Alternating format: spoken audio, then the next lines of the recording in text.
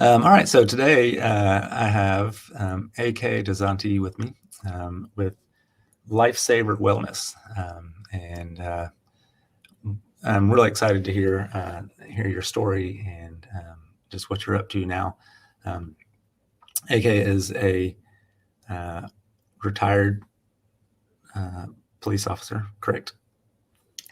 Former. Yeah. Former, okay, yeah, Yeah. former police officer, deputy sheriff, and now a wellness coach for first responders, and so yeah, very excited to have you with us. And so thanks for your time, and Yeah. yeah, Thank you. just I'm grateful to have you here. So yeah, just jumping right in, I'd love to hear about you, hear about your story, hear about what got you into law enforcement, your experience in law enforcement, and just kind of your background. Yeah. Well, first of all, thank you. I appreciate you bringing me in, and I love what you're doing. I love your mission, and I'm excited to see where all this goes. But um, so as you said, I was a deputy sheriff for a while, but I started my law enforcement career when I was just 19 years old. I did a couple of years of undercover online investigations, chatting with perps online, and I was the decoy. And then there was some child porn investigations along with that. And so I did that. I started that at 19 while I was doing my undergrad. And as soon as I turned 21, I was able to be a sworn officer and I became a deputy sheriff. And I did that for several years. And in 2015, I went from being officer of the year to a very crispy burnout. I was experiencing severe depression, PTS, um, suicidal ideation, and later discovered that what I was experiencing as well was adrenal fatigue.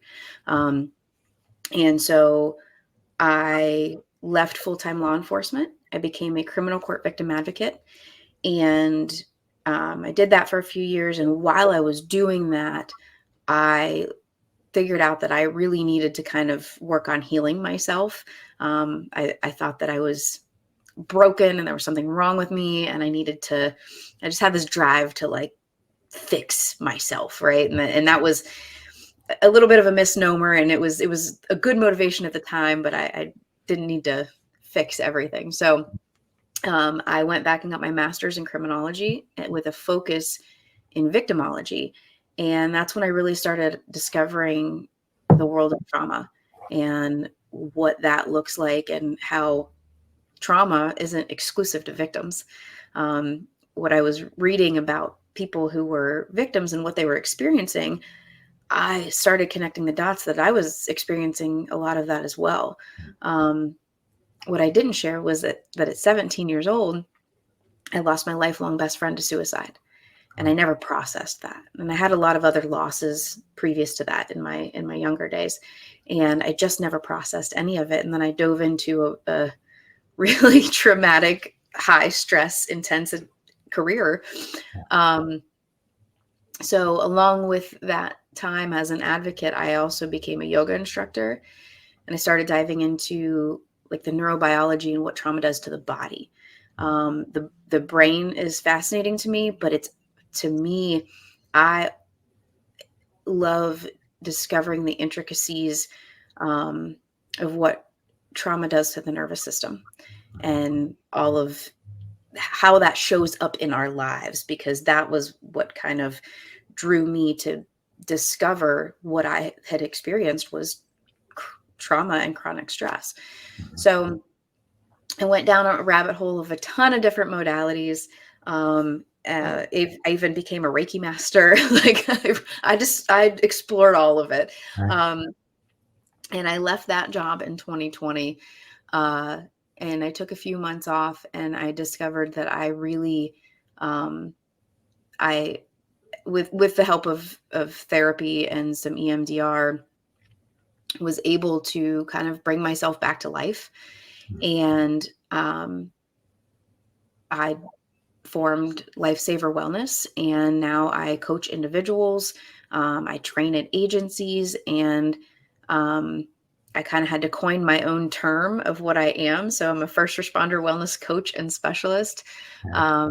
And so, yeah, a lot of what I do now just centers around burnout prevention and post-traumatic growth. Yeah. Wow. That's fantastic. Yeah. So for you, you said you were you were serving as a deputy sheriff, and you began to recognize trauma in you from past life stuff and current job stress. Like, what did that look like for you? How did you notice that showing up? Well, when I didn't recognize what it was until after I was already out Gotcha. of full-time law enforcement. But the way it was showing up for me um, was intense mental fog. Mm, I had trouble writing even the simplest of reports, and then I was getting behind, and then I was getting frustrated with myself because I just didn't have the cognitive abilities. I It felt impossible to sit down and just write even a simple report. Um, it was very forgetful. I would leave the house without all of my gear, which is a major no-no. right. I was losing track of time. I didn't have a good perception of time, and I would, it would be 2 minutes until my shift, and I'd come squealing in the parking lot. And um, so on the outside, it appeared that I was just careless. I'm sure that my frequent visits to the bar were seen as reckless, and they probably were. But that is part of, reckless behavior is kind of like a byproduct of the PTS. Mhm. And there were so many things that in hindsight made me just look like a bad employee. And truly, I was really struggling. Mhm. Um, I Little things, little nuancy things that I now see, like I would never wear my seatbelt on Mhm. duty, and Was I that an would. intentional decision? I think so, Yeah. because on it, if I can be really frank, I was daydreaming about what if I just went left to center. That's where that ideation came into play, and you know, just not doing anything to prevent my own demise. Yeah. Um, and so much of that is normalized, not necessarily that, but the other things, the brain fog, and Right. it's just accepted. And then not only does it become accepted, it becomes um, things that cause disciplinary action. So then you add shame onto it, Mhm. and then the shame just keeps you in the cycle of denial and numbing out and more shame. Yeah. So Yeah. Yeah. Gosh. And I hear that sort of thing all the time, like where you're aware that this change is kind of taking place or things are happening in your reckless behaviors and your brain fog and you're looking like a bad employee. Um, people often say to me like I'm such a jerk, or I'm such a like uh, I'm lazy, or I'm disorganized, or I'm like, and all these things, like you said, you heap on this stuff on yourself and carry this shame because of all these ways. The reality is, and I say this to people all the time, the trauma changes how you are. It doesn't change who you are. And Mm, we can heal. There's hope for healing, and we can heal, and we can change the how and get back to the who. But part of that how is um, part of that how is the reckless behavior and the brain fog and the whatever that makes people like question you as a person, when all you're trying to do is get by. You're just trying to survive. You have all this stuff going on inside, and so you're drinking more and you're a little bit more reckless. I ride motorcycles, and I know that some people like to ride motorcycles really fast, and that's reckless behavior. People are like, well, you shouldn't be so reckless, and like you have no idea what someone's going through on the inside. right. And so it sounds like you were dealing with a lot of uh, that kind of stuff, and maybe not even realize. Did you realize that those things were like? Were you consciously aware of those behaviors and things that were going on with you? At the time, I felt the misalignment. I could feel that, like, okay, this is not me, and this is not who I want to be. But it was almost as if I couldn't help myself. And in hindsight, and I'm sure you're familiar with Bessel van der Kolk, and he says that the essence of trauma is the loss of identity. Mhm. And so I had just lost who I was, and it's so interesting to me when people are in law enforcement or military or any first responder field. We're handed our identity via a uniform and a standard operating procedures. Yep. So we don't recognize it as much. We don't recognize that we're lost as easily because we have this default identity handed to us. And so you fall into that, and then on the back end of that, you fall into a lot of the stereotypes of, drinking too much and having 3 divorces and, whatever else you want to throw in there. But Yeah. yeah. Mm-hmm. Yeah. So, yeah, that's good. And, part of the culture, and you tell me, and people I've talked to, sometimes part of that culture that you're talking about, your identity, also involves being tough and not acknowledging that you're hurting, and not acknowledging the impact that this trauma is having on you, and maybe not seeking help because that might look like weakness or something. Did you witness that sort of culture in law enforcement? 1000%. I am the type that when I get angry, it comes out in my tears, and that's so frustrating. But it shouldn't be frustrating, but it's so ingrained in us that tears are bad, tears are weak, tears are soft. But I think as a 5'2" female, I didn't walk around like I had something to prove, but I certainly didn't want to let the door crack open and make anybody think that I was weak, And so I really towed the line. And even when I left full-time law enforcement, I didn't tell them why. I didn't tell them that I was struggling. I said I was going to go further my education, which I did.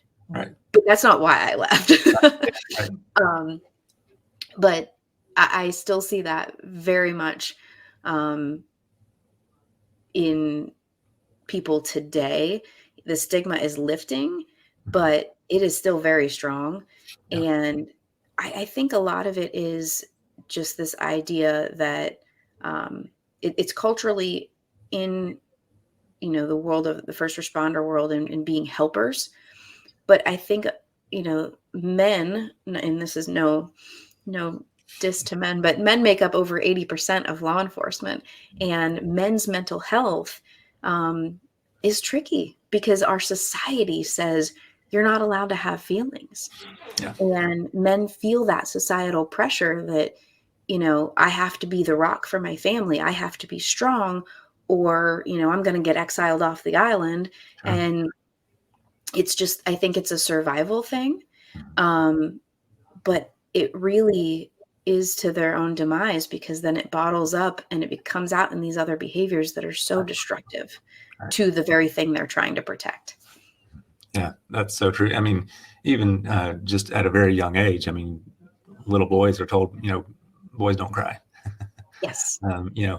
And so that's programmed into men, that you have to be tough and you have to be strong and you can't show any weakness or vulnerability. And that whole idea of weakness around admitting that I'm struggling, to me, that's one of the greatest strengths, is to say that I'm struggling and to say that I need help. I think there's a great book, and I'm going to call it by the wrong name, but it's The Boy, the Mole, the Horse, and the Fox. The Boy, the Mole, the Fox, and the Horse. Anyway, have you heard of that? I have not. Really good. It's a fantastic book, and it's like a little movie too, I think, on YouTube. But anyway, one of the characters asked the other one, "What's the bravest thing you've ever said?" And the other one said, "Help." So I think that's really cool. It is brave. It's brave. It's strong. It's like to admit that I need help. That's not a weakness. Yet it is kind of programmed in. So is there, in addition to kind of the stigma around mental health in law enforcement and first responders and military, I know maybe in military, but in the law enforcement world, is there also the fear of like job security if you admit some sort of struggle, mental health struggle? Or yeah. And I think that oftentimes when somebody comes into a department, they're more concerned about, what are my day-to-day duties? What's my uniform look like? What's my pension look like? What's my paycheck look like? Yeah. They're concerned about, the logistics of everything. They're not foreseeing, you know, getting to a place where they don't want to be in this world anymore. And so they don't ask questions about what's your policy on mental health? Do you have any resources for mental health? And departments aren't offering it up. And I think that there's this fear that like, oh, if we talk about it, we're going to put it in their head. We're going to plant the seed, and I think it needs to be talked about. I think it needs to be clear. It needs to be just as clear as what your uniform should be every single day. Because when you get to that place, everything becomes black and white and you don't know where to turn. You don't think that there is any place to turn. And so if you automatically have the idea that, if I admit that something's wrong with me, that I'm going to get fired, and then I don't have a paycheck and I can't provide for my family, nothing is going to set you into survival mode more than not being able to eat. And so that just doubles down on what they're already experiencing. But if departments and agencies can address that up front and say, listen, we've got resources. If you ever get to a place, you can get 5 sessions with this therapist paid for, whatever it is. Sure. Yeah. Or just put it on a bulletin board and say, this nonprofit offers whatever. But it needs to be talked about. They need to know their options, because that is a major, major fear. And I think that's why some people seek me out, because I'm not, I'm not a clinician. So there's, I can keep everything very, very confidential. And I don't even need to know what department they work for, and so it's a hurdle that needs to be addressed in every department and agency. Yeah. Right. And I think just addressing it and normalizing like the work that you're doing, it's going to be hard, and you're going to see some stuff that you can't unsee, and you're going to experience some things that you can't unexperience. And if that's talked about in a way that's like this, it doesn't make you weak. If that impacts you, it makes you human. and Right. and everyone there hopefully is human in the department. So And I think too, what happens sometimes is, we have the peer support teams, which is great. But a lot of times the peer support people are in that same agency. And so there's a level of, is this going to be confidential? Are they going to go tell my other coworker that I'm in there crying? So peer support teams can be fantastic, but I think they need to be in a situation where there's like a reciprocity with like a neighboring department or a neighboring county or something like that, to kind of keep it a little more confidential. Yeah, I think that's a great idea. Yeah, and very true. Yeah, hard to be vulnerable with people that you're going to be working with every day, and seeing around the department. So, I'd love to hear about kind of a message that I like to preach or put out there as often as I can, is that there's hope for healing, and I think that that's something you believe in too. And I'd love to hear just about a little bit about your healing process. I mean, you've told us some, but like, what were the things for you that really brought about healing from from traumas you'd experienced, like work related and just life related? The biggest thing was I had to get out of the mindset that I was broken. I had to get out of the mindset that I had to fix myself, because, and the way I always explain this is, if this is our baseline and I believe that I'm broken or there's something to be fixed, then I'm indicating to myself, because my subconscious is always listening, I'm indicating that there's a deficit there. And so if I'm always just fixing this and fixing this one and fixing this one and fixing this one, I'm only getting to a baseline. I'm just coping, right? I'm coping is the bare minimum. if I can recognize that it's not a matter of being broken and fixed, it's a matter of, I'm growing and I'm making progress no matter where my, no matter where my baseline is, then you can start to see it stacking and you can start to see the growth and you can see the progress, and then you can see your trajectory, and that keeps you focused. Distractions destroy action, and action destroys fear. And a lot of times we don't move forward out of fear because we don't know what it looks like. Yeah. But if we can stay focused and change the mindset out of fixing ourselves, then we can start to see it as progress and growth. And the way I remind myself of that is, you can't build your on-ramp if you're always fixing your potholes. Yeah. So you have to just keep moving forward, stay focused, build that on-ramp, and the potholes they'll fill in themselves as you go. Yeah. No, that's great. Yeah. And I agree 100%. The way I look at it is like, we're not broken and need fixing. We're injured and need healing. Yes. You don't need fixing, you need healing. And I think that's a very different way to look at it. If we can acknowledge that, not all injuries are visible, and post-traumatic stress is very much an injury. Trauma impacts our brain and our body in ways that aren't visible in terms of injury. They may be visible in terms of behavior and whatever.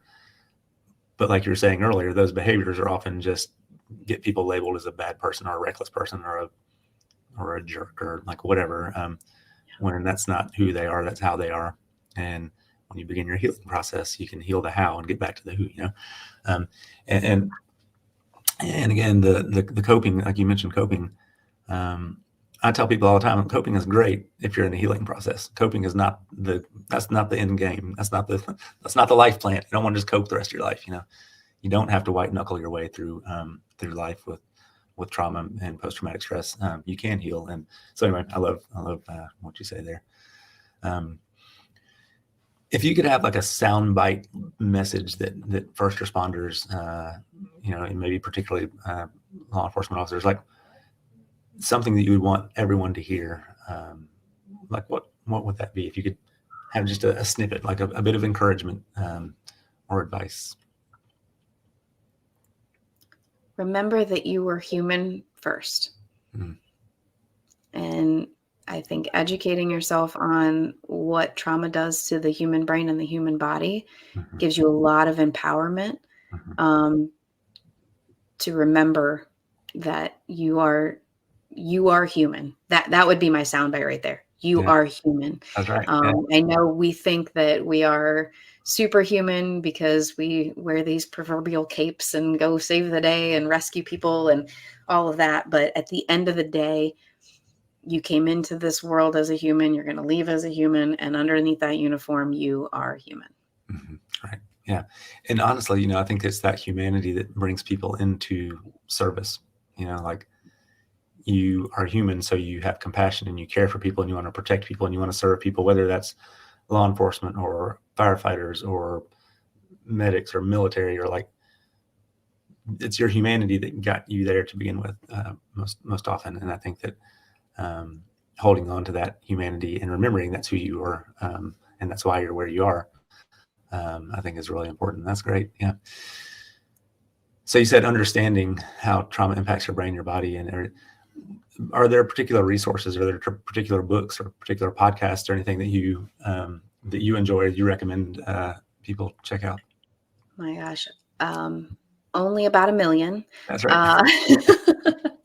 I can say I have, and I know you're going to have a really comprehensive list here. On my app called Lifesaver Academy, I have a ton of, books, YouTube articles, podcasts, a ton of recommendations. A lot of people like to recommend Body Keeps the Score, and I would say that's a book for like once you're out of the weeds. It's pretty dense. It reads like a textbook, and I think that's a go-to for a lot of people. But I think that's after recovery, right? That's like when you're really making a whole lot of progress. I can't. None of them are sticking out. You know, So tell me in the about the forefront. Lifesaver Academy app. Like, Yeah. tell So me about your what you're doing and how people who may be watching this might can yeah. get in touch with you and get in touch with what you're doing and maybe benefit from some services you're offering. So it's a free app. There are paid upgrade subscriptions, but there's 25 free uh, regulating and grounding techniques on there, breathing techniques, things like that. My favorite part of it is that there's a little tab on there that's an SOS tab. So if you're feeling super amped or anxious or whatever, you can just right in your pocket on your phone, click on that, grab a breathing technique, and it's me guiding you through it. There's a really there's a large list of resources on there. I have course options on there. There's a couple of free courses, a little 3-day challenge, a mini course, things like that, that people can kind of just start to explore what this healing process even looks like. Kind of start to poke around and do some self research. And I do my one-on-one coaching. A lot of the curriculum is on there as well. And then there's a 9-week self-paced course on there that can be done either on the phone or on the app or on a desktop. And that's a really comprehensive course, but you can access it on the app, which is pretty cool. Very cool. And so where do people find you? What your website and that sort of thing? Yeah. So everything is linked up at akdozanti.com. Okay, cool. Yep. Socials and everything. Yeah, fantastic. Now, your coaching one-on-one that you do,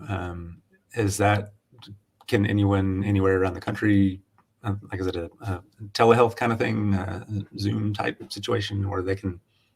Yeah. So I'm not a clinician. I always like to make that clear, but yes, the coaching, it's the initial part of it is a 9-week program, and then you get added into the alumni group, which is they're all fantastic. But most of the time it's over Zoom, weekly meetings, and I walk you through the program, and then you can continue on after that if you'd like, or you can just kind of jump into the alumni group and get your support from them. So. Yeah. Wow. Fantastic. So good. Well, AK Dozanti, thank you so much. Lifesaver Wellness, akdozanti.com. Right. Mm-hmm.